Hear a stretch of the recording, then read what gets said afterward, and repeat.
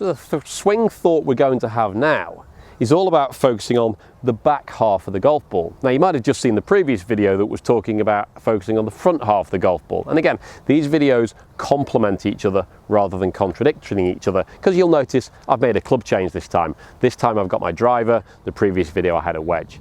With my driver, it's all about focusing on the back half of the golf ball, because I think giving a golfer the thought process of hitting the back half of the golf ball can actually change the way they address the golf ball and the way they position their body.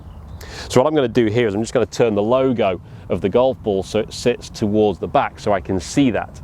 And then as I address that, I get the feeling like, because I'm focused on the back half of the golf ball, I actually want to sit my body weight a little bit more to my trail leg, a little bit more behind the ball. I want to position the ball more up towards my front side. I want to get behind it more. So from this view, if I was focusing on the back half of the ball, I would feel more like I'm in this position.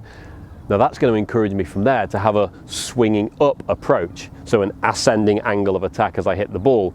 My driver swing is going to be bottoming out slightly more before I get to the ball and hitting the ball on the way up. And that's perfect for my longer sweeping clubs where I don't want to take a divot. Driver 3 would maybe a hybrid club if it's on a T-peg. Now, very different to a descending angle of attack that I want to have if I was using a shorter iron. A shorter iron I'd play more from the center.